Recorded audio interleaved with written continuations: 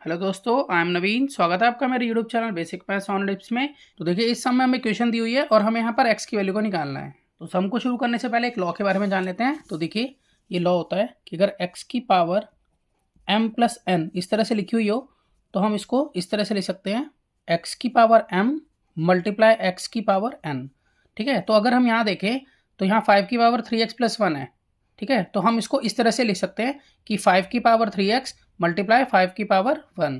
यहाँ पर मैं इसका यूज़ कर लेता हूँ। तो देखिए, यहाँ पर मैं इसको लिखूँगा कि 5 की पावर 3x मल्टीप्लाई 5 की पावर 1 प्लस, अब यहाँ पर जो 10 है इसको मैं इस तरह से लिखूँगा 2 मल्टीप्लाई 5 और अपॉन में हमें यहाँ दिया हुआ है 15, इसको हम इस तरह से लिख सकते हैं और इक्वल टू 9। अब देखिए, अगले स्टेप में एक तो मैं क्रॉस मल्टीप्लाई कराऊंगा, 15 की 9 से मल्टीप्लाई कराऊंगा और साथ में यहाँ पर 5 कॉमन लूँगा। तो देखिए, यहाँ पर 5 इसमें भी है और इसमें भी है, तो यहाँ पर 5 जो है कॉमन आ जाता है, अंदर आ जाता है 5 की पावर 3x प्लस 2, यहाँ ब्रैकेट बंद, और यहाँ पर 9 मल्टीप्लाई 15, यानी कि यहाँ क्रॉस मल्टीप्लाई हो गई है 9 की 15 से। अब अगले स्टेप पे ये जो 5 मल्टीप्लाई में है इसको अपॉन में ले आता हूँ यहाँ पर।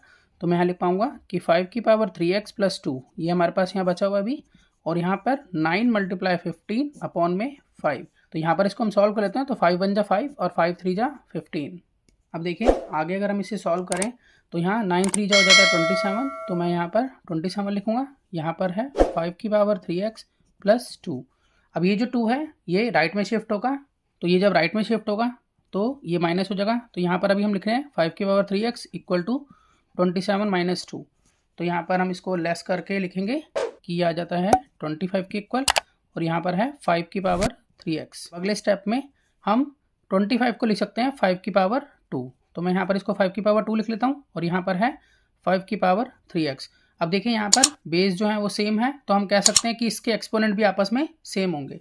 तो इसके लिए मैं लाइन लिख लेता हूँ कि since base are same then exponent also equal. अब देखिए, अगले स्टेप में मैं लिख सकता हूँ कि यहाँ 3x जो है वो 2 के बराबर है, तो इसलिए हम कह सकते हैं कि x की वैल्यू जो है वो आएगी 2/3। तो ये जो है इसका आंसर हो जाता है। तो मैं आशा करता हूँ कि आपको ये सम समझ में आया होगा। इसी तरह के बहुत से सम्स क्लास 8th के लिए पहले से अपलोड है, आप उन्हें देख सकते हैं। तो मिलते हैं नेक्स्ट वीडियो में और नए सम के साथ, तब तक के लिए गुड बाय।